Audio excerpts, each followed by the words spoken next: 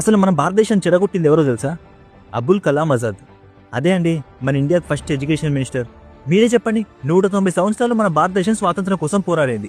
ఆ పోరాటంలో ఎంతో మంది గొప్ప గొప్ప వ్యక్తులు, అల్లూరి సీతారామరాజు, ఉయ్యాలవాడ నరసింహారెడ్డి, వడ్డే ఓబమ్మ, చీమకుర్తి సుబ్బయ్య, కౌలుకొండ బైరాగి, ఇలా ఇంతమంది ఉండగా దేశం దోచుకున్న ముఘల్స్ గురించి, వరల్డ్ వార్ కారణమైన హిట్లర్ గురించి, ఫారెన్ కంట్రీస్ యొక్క ఇన్నోవేషన్స్ గురించి పిల్లలు చదువుకునే టెక్స్ట్ బుక్లో ఎందుకు ప్రస్తావించారు? మన భారతదేశంలో రాజులు లేరా, యుద్ధాలు చేయలేదా, కొత్త కొత్తగా కనిపెట్టలేదా?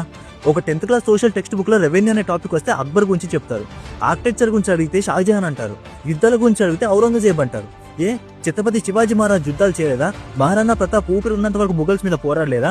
రాణా సంగా ముఘల్ ఎక్స్పాన్షన్ అడ్డుకున్నాడు. పృథ్వీరాజ్ చౌహాన్ మహమ్మద్ గోరీని ఫస్ట్ యుద్ధంలోనే ఓడించారు. బాజీరావు వన్ ఒక్క యుద్ధం కూడా ఓడిపోకుండా మరాఠా సామ్రాజ్యాన్ని భారతదేశం అంతా వ్యాపించేలా చేశారు. రాజేంద్ర చోళ వన్, కృష్ణదేవరాయ, రాణి అబ్బక్క చోట, ఇలా వీళ్ళంతా యుద్ధాలు చేయలేదా?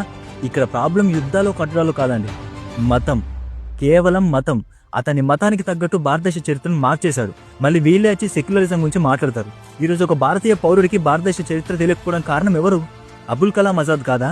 అతన్ని ఎడ్యుకేషన్ మినిస్టర్ చేయడమే one of the worst decision in Indian history అని చెప్పుకోవాలి. అతని వల్లే ఇదంతా దాన్ని మీకు డౌట్ రావచ్చు.